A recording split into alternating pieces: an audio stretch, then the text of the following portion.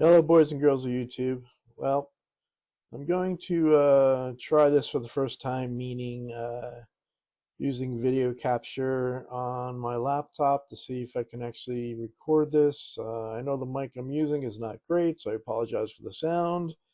But anyway, you're here today because I'm going to give you a review of Mission Pinball Frameworks, my experience with it. Um, Let you know how I went about it, give you some progress updates, and go from there. But first, let me give you a little backstory.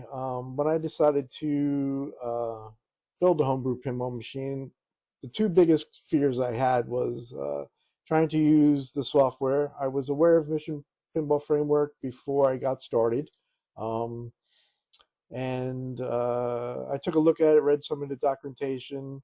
Honestly, what I was looking at was, it could have been in a different language, which technically it is, and wasn't familiar with it. So I did get a little concerned that, I might not be able to do it. But anyway, that and the other thing was just the art, just getting some graphics on the playfield, on the cabinet itself that would meet my expectations for what I want to try to pull off here. Those are the two biggest things. Actually building the machine and building the cabinet, getting all the parts, that was like the least concern I had. But anyway, um, you're here today to kind of go over what I'm doing with the code. So, like I mentioned, I'm using Mission Pinball Framework. And I'm trying to go back to, I've been using it for about a month now, so I'm trying to go back when I first did this demo that I'm going to show you. It actually, I followed steps online, as well as some videos that a couple people that are using the software put out that are really good tutorials, and I'll probably put the link and what I did stepwise down in the comments so you can read it a little bit more, and you have the links to what I'm talking about. So um, what you're going to see is basically a long weekend's worth of work. The demos didn't go into how to put a background image on it, so I used obviously YouTube and found out how to put an image into the software that they're using. This is the most recent dev version of Mission Pinball Framework, and they're using a different software for the graphics, and I found it very easy to use. But anyway, the actual coding of it, you follow the instructions from the video, and you follow the online instructions. In 3 days, I had a working code where it would display players up to 4, do some scoring. It wouldn't, I didn't have any like combination shots or save balls or multi balls or any modes.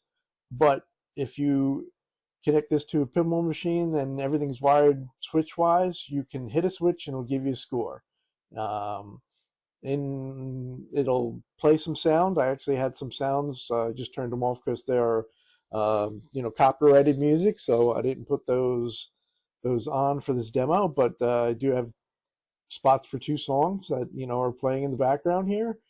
But anyway, I found it really easy to use the software. So if you were like me and you had a concern about the software, you definitely can get it coded by following the video demos. I how to install it and how to kind of set up some simple things, and then go to Mission Pinball Framework's website, and they have a tutorial on what to do. It's probably like 16 or 18 steps about what to do, and that'll get you a code that you can actually connect to a machine and play, and then you can then build out your modes, your shots, your wizard modes, your save balls, your multi balls as you go, and as you develop your skill using the software.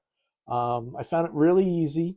It was, once you started using it, it's things, well, for me, started to click. I'm definitely not the smartest cookie in the cabinet there. by a long shot. Trial and error is basically my method of using it. Now, it does take a little bit for the tutorial when you walk through it. They do kind of have it laid out as if you knew something about coding already. I had no clue, but it was enough to have me work through it, and any issues that I might have had. They also have a great community set up where you can. Everybody's got a question through the years that been doing this, and I found answers to all the questions I had, and very good answers that helped me progress if I got into a spot I had no clue what I was talking about, or what they were talking about, I should say. So I would not be afraid. So let me give you a kind of a demo where I'm at. So like I said, this was the starting point for me. You know, they got you to a spot where you could run through this, you know, simple text, and you can actually toggle through it and have it work. If I can get the thing to work for that. Whoops. Let's see. See, I'm moving this now, and they tell you how to set up your keyboard, because you do want to do a lot of this virtually. You can connect it to a machine. I just found it easier to do everything virtually, so I created a virtual, you know, pinball machine technically, where keys are switches. So technically, I'm right now just hitting the flippers, and I'm toggling through this. So, you know, enter will actually start a game. So you go do that, hopefully. Maybe it didn't on there. All right, let's get into a game. And again, what you're actually seeing on the screen is, you know, in the back box, there'll be my machine. I'm going to put a, you know, 15.5-inch little monitor back there. That's what most new pinball machines have. You know, back in the day, you know, the little DMDs that they had, you know, definitely, in my opinion, long gone, although there are a few new games that still do that, or remake games. You know, a newer pinball machine, Pulp Fiction, you know, you know, back in the early 90s, late 80s, they had the, you know, actually probably earlier than that, I apologize, the digital, probably be late 70s, early 80s. You know, just the digital took replace of the wheels, you know, the score reels. So, but anyway, I digress, and really you're here to see this. So, like I said, I spent about a long weekend. It was like three day weekend, and I sat down and said, okay, let me see if I can code this thing. So, like I said, I followed the video online to install it. They got me to a certain point. The next step, I went to Mission Pinball Framework and went through their tutorial, and that got me pretty much to the spot I'm going to show you. Like I said earlier, the only thing it didn't do was a background image. So this would be like the, you know, you're walking up to the pinball machine, this is kind of what you're seeing, and you know, now you put some money in and get to the next step. And give me a second, and hopefully it'll work. And of course, it's not working. I think why would this not work? I just tested it. Oh, I know why. Let's try that. There we go.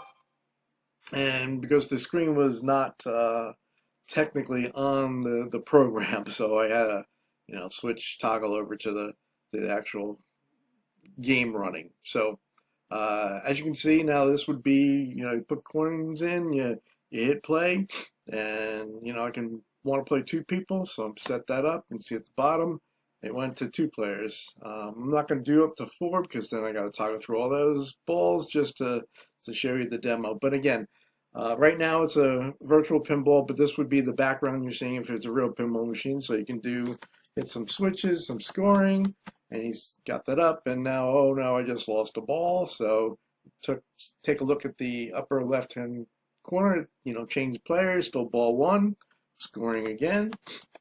And oh no, I lost the ball. So we're gonna go through So back to player 1, ball 2. So let's go through all this. Now lost the ball again, player 2, ball 2. Now back to player 1, ball 3, my last ball. So let's score a little bit here again. And we'll go from there, yes. And I lost the ball, and now player 2. And I'm done.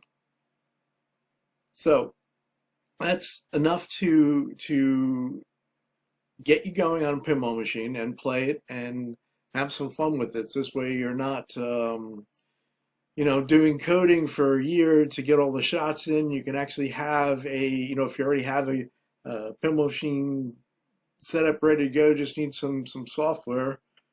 You can get it up running in 3 days and actually start flipping it, and as long as everything gets connected correctly, start flipping and having some fun, and and all the hard work you've done, you have something to show for it. So like I said, my experience has been pretty good, reasonably easy. Like I said, was able to get something where you can put it to a game and get it up and running in 3 days, and I'm sure some people can do it in less time than that. But for me, it was 5 to 6 hours each day, roughly. Getting to following the tutorials online, and got me to a point where I now can plug this into a game and actually, have a working pinball machine. So, if anybody has any questions, comments, think I did something stupid, that's fine. I love to hear it. And I'll show you more as I progress with the code, and be getting back to the machine and actually building the machine soon enough. Winter, a little cold in the garage where I'm building it, and I hate the cold, so that slowed me down. But I did continue to buy parts, so a lot of the parts I need are actually here.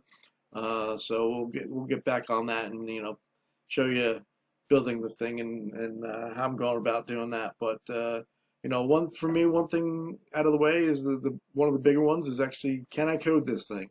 And it turns out I can, and if you're thinking about it, believe me, you can too. So talk to you next time. Thanks for watching. See you later.